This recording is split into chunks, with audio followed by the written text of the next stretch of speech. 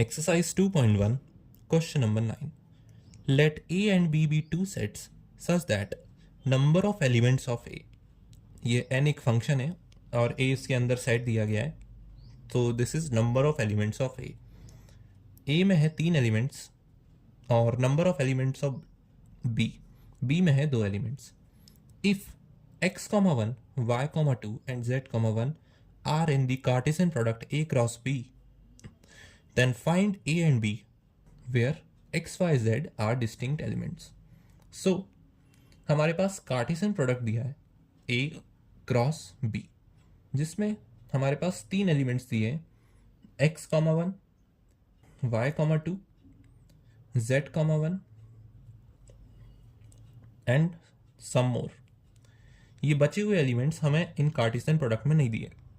तो इसमें बचे हुए एलिमेंट्स कहाँ से आए? क्योंकि A में 3 एलिमेंट्स थे और B में 2 एलिमेंट्स. तो अगर हम इन दोनों के एलिमेंट्स को मल्टीप्लाई करें तो total number of elements Cartesian product के होंगे.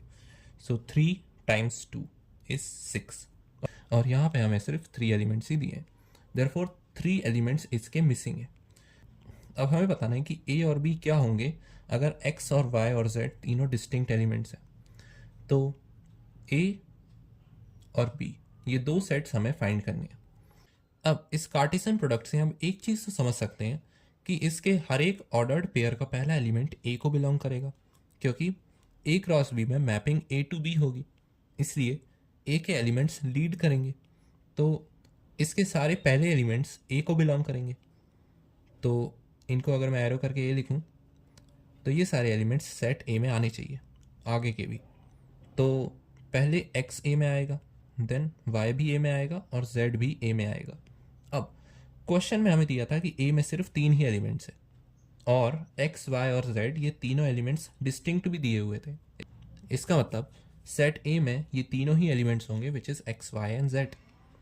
नाउ सेकेंड एलिमेंट, अब क्योंकि पहला एलिमेंट A को बिलोंग कर रहा है तो सेकेंड डेफिनेटली B को ही बिलोंग करेगा, क्योंकि A क्रॉस B है. तो second element would belong to B. तो B में ये सेकेंड एलिमेंट्स आएंगे. सो B के एलिमेंट होंगे 1, 2 एंड 1. और अगर मैं इसे मिनिमाइज करूं तो 1 रिपीट हो रहा है, तो 1 सिंगल टाइम आएगा. तो B में एलिमेंट्स होंगे 1 एंड 2, क्योंकि B में 2 ही एलिमेंट्स थे. तो हमने सेट A और B दोनों फाइंड कर लिए. अब इन सेट से अगर मैं ये बचे हुए एलिमेंट्स को फाइंड करने का ट्राई करूं तो A क्रॉस B में क्या एलिमेंट्स आ सकते हैं. सबसे पहले मैं देखता हूं x, 1. x, 1 से हमें ये समझ में आ रहा है कि A का पहला एलिमेंट B के पहले एलिमेंट के साथ कंबाइन हो चुका है, तो उसको दूसरे के साथ भी कंबाइन होना चाहिए. तो x, 1 के साथ x, 2 भी आना था. This would be the second element. Similarly y, 2 दिया है हमें क्वेश्चन में, तो y को सेकेंड के साथ कंबाइन होने से पहले फर्स्ट के साथ भी कंबाइन होना था. तो we would have y, 1 and y, 2. ये 2 एलिमेंट्स भी आएंगे. और z को 1 के साथ तो z कंबाइंड ही है, लेकिन उसे 2 के साथ भी होना था.